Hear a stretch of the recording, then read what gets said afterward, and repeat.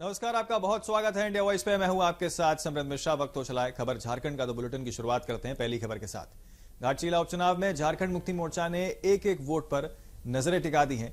आपको बता दें, सिसई विधायक जीगा सुसारण होरो और पोटका विधायक संजीव सरदार ने प्रत्याशी सोमेश सोरेन संग उल्दा ग्राम में बैठक की है। दोनों विधायकों ने ग्रामीणों से झामुमो के पक्ष में मतदान करने की अपील की है।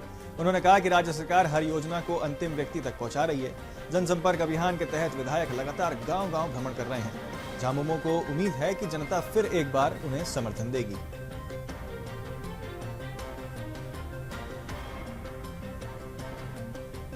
जो इस हेमंत सोरेन जी की सरकार के अगर कार्य प्रणाली को देखा जाए, जो जन कल्याणकारी योजना और साथ साथ इस झारखंड जनमानस को आगे बढ़ाने के लिए जो कार्य कर रहे हैं, इससे प्रभावित हुए हैं और इसलिए आज यहाँ पे सदस्यता ग्रहण करके हमारा जो यहाँ पे उपचुनाव हो रहा और उपचुनाव के जो प्रत्याशी है सोमेश चंद्र सोरेन को मतदान करके यहाँ के विधायक बनना चाह रहे हैं। इसलिए कि आज सोमेश सोरेन के परिवार में जो थे गार्जियन वो नहीं है और देख रहे हैं कि अगर सोमेश सोरेन यहाँ का विधायक बनेगा तो वहाँ का इन लोगों के लिए यही विधानसभा का सभी लोग गार्जियन स्वरूप रहेंगे।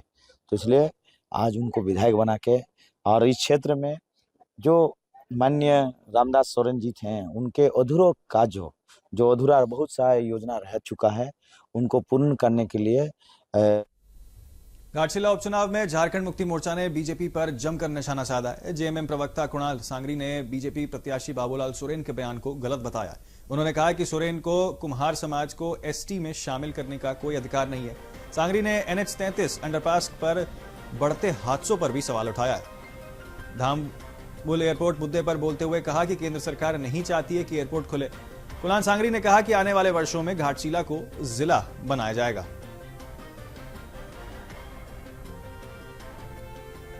कि आज भारतीय जनता पार्टी सभी को ढेर सारा आभार, धन्यवाद सभी प्रेस के साथी जो यहाँ पर उपस्थित हैं।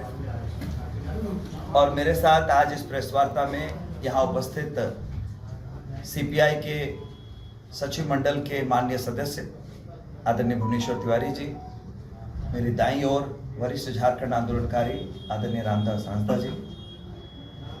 आज इस प्रेस वार्ता में 3 महत्वपूर्ण विषय हैं। सबसे पहला कि आज भारतीय जनता पार्टी के प्रत्याशी बाबूलाल सोरेन जी ने एक सभा में एक जाति विशेष को एसटी जाति बना देने की बात कही है। सबसे पहली बात तो उनके पास कौन सी अथॉरिटी है कि वो किसी जाति को एसटी जाति बना देंगे। उसके लिए बाकायदा कमीशन बना है, केंद्र सरकार की संस्था है, TRI है, जो अपना रिसर्च करती है, सर्वे करती है, सामाजिक प्रासंगिकता को देखती है, उसके आधार पर वो निर्णय लेती है कौन सी जाति एसटी में शामिल होगी, कौन सी एससी रहेगी, कौन सी ओबीसी रहेगी। अब तक ओबीसी के 27% के आरक्षण पर कुंडली मारकर बैठी हुई है केंद्र की सरकार, जिसे विधानसभा से पारित किया जा चुका है। लेकिन यहाँ पर वोट की प्रतिस्पर्धा में अनकॉन्स्टिट्यूशनल, असंवैधानिक, जिन्हें पता भी नहीं है क्या होना है, क्या व्यवस्था है, क्या प्रक्रिया है, इस तरह के गैर जिम्मेदाराना बयान दिया गया जिससे सामाजिक ताना बाना डिस्टर्ब हो सकता है। झारखंड का जो सद्भाव है समाज का वो डिस्टर्ब हो सकता है। आदिवासी बना देना ये कोई हल्की बात नहीं है, कोई आदिवासी ऐसे ही नहीं बन जाता है। इसलिए इस तरह की बातें कहकर भोले भाले लोगों को दिग्भ्रमित कर वोट लेने की जो रणनीति इन लोगों ने बनाई है उसकी हम कड़ी शब्दों में निंदा करते हैं। और अगर इसकी वजह से कोई भी सामाजिक तनाव कल झारखंड में उत्पन्न होता है तो इसकी पूरी जिम्मेदारी भारतीय जनता पार्टी के नेताओं की और यहाँ के प्रत्याशी की। दूसरी बात, पिछले 1-1.5 सालों में 50 से ज्यादा मौतें अनुमंडल अस्पताल के आसपास NH पर हुई है दुर्घटनाओं में। और जो अंडरपास की डिमांड है वो घाटशिला के जनमानस की आवाज है, लेकिन केंद्र सरकार के कान पर जूं नहीं रेंगती। यहाँ के कुछ नेता सिर्फ जाकर वहां मंत्रियों के पास ज्ञापन देते हैं और वही ज्ञापन हर 1 महीने में रिपीट करते रहते हैं। घाटशिला चुनाव में अब राजनीतिक दल जातीय समाजों को लुभाने में जुटे हुए हैं। आपको बता दें, बीजेपी और जेएमएम दोनों ने कुम्हार समाज को अपने पक्ष में करने की मुहिम तेज कर दी है। झारखंड सरकार के मंत्री दीपक बिरुआ ने कहा कि कुम्हारों के उत्थान के लिए कदम उठाए जाएंगे। उन्होंने घोषणा की है कि कला माटी बोर्ड का गठन होगा और जाति प्रमाण पत्र बनाए जाएंगे। आपको बता दें, बहरागोड़ा विधायक समीर महंतो ने कहा कि पूर्व मुख्यमंत्री रघुवीर दास पर निशाना उन्होंने साधा। कहा कि रघुवीर दास यहां आकर क्या करेंगे, अब उनके पास कुछ नहीं बचा।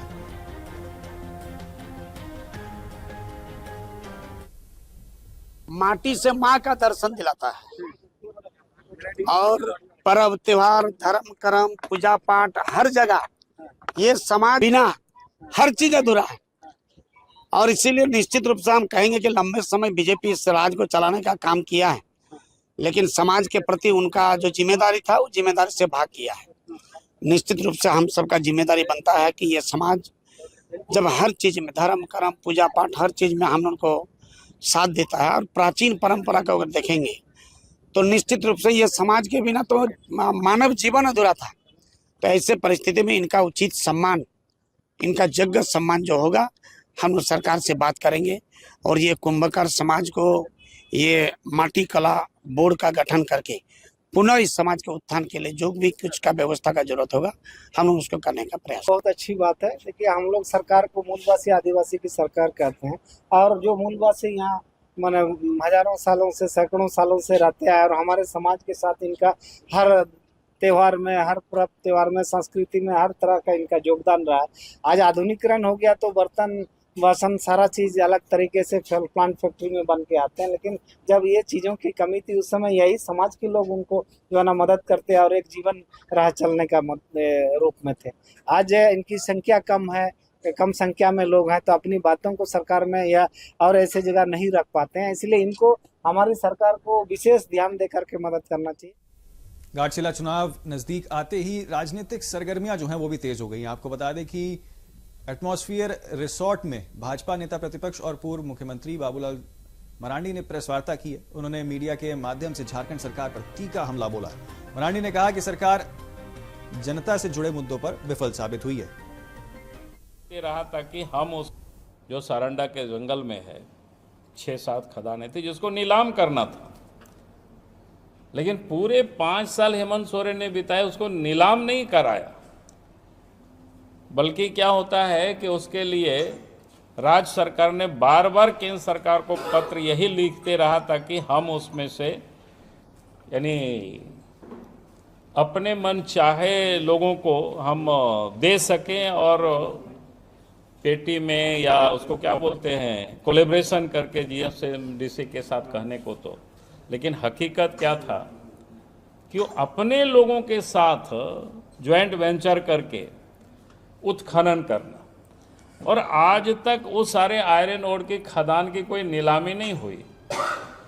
आप सबको ध्यान में होगा, पिछले दिनों आप सबने देखा होगा कि हमारे पूर्व के विधायक या मुख्यमंत्री भी रहे, आप क्या कहते हैं मधुपुरा जी, तो उन्होंने एक दिन रात में पकड़ा भी हाईवा जो इलीगल आयरन ओर की लोड किया जा रहा था। बाद में आप सबने देखा होगा तो हमने भी उसको ट्वीट किया, जब उनसे हम बोले यार हमको भी भेज दो, मैं उसको करता हूँ। और 3-4 दिन तक वहाँ रहा, पता नहीं फिर केस हुआ कि नहीं हुआ, डीसी यही कोई केस करे कि नहीं करे। कहने का मतलब है एक और झारखंड सरकार पैसे की रोना रोते हैं, दूसरे ओर कहते हैं कि यहाँ के लोगों का हक और अधिकार सुरक्षित करेंगे, लेकिन वास्तव में वो सुरक्षित किन लोगों के लिए करते हैं? माफियाओं के लिए करते हैं। हम जादूगोड़ा गए थे तो वहाँ लोग बताया कि वहाँ भी कोई एक खदान का कॉपर माइंस का क्या बोलते हैं उत्खनन के लिए किसी कंपनी को रीजिंग कॉन्ट्रैक्ट मिला हुआ है, लेकिन चूंकि इनका सेटिंग नहीं हुआ है तो फिर नहीं करने देना और बाद में बताना कि भाई सरकार हमें केंद्र सरकार सहयोग नहीं कर रही है।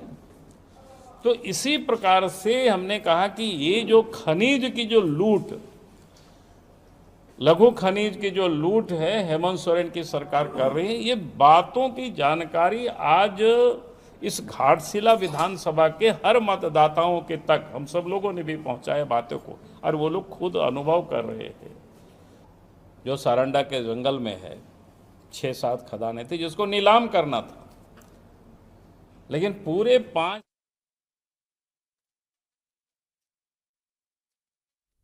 जमशेदपुर के मानगो क्षेत्र में दो सांडों की लड़ाई ने इलाके में अफरा तफरी मचा दी है। बुधवार शाम इस घटना में करीब 15 लोग घायल हो गए, जिसमें महिलाएं और बच्चे भी शामिल थे। गुरुवार सुबह उलीढ़िया थाना क्षेत्र में फिर से दो सांडों की भिड़ंत हो गई। एक सांड बेकाबू होकर राहगीरों पर टूट पड़ा, जिससे एक महिला की मौत हो गई है। सूचना मिलते ही टाटा जू की रेस्क्यू टीम पहुंची और सांड को बेहोश कर अपने साथ ले गई है। लगातार घटनाओं से स्थानीय लोग दहशत में हैं और प्रशासन से कार्रवाई की मांग कर रहे हैं।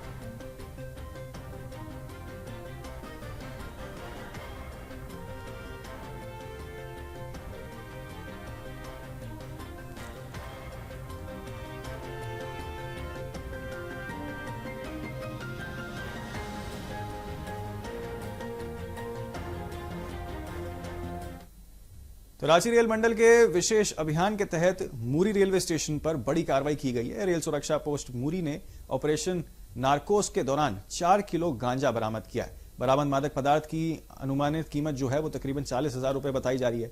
गांजा प्लेटफॉर्म नंबर 1 के पास पुराने गुड्स शेड के नजदीक लावारिस बैग में मिला। यात्रियों और कर्मचारियों से पूछताछ के बाद भी बैग का मालिक नहीं मिल पाया।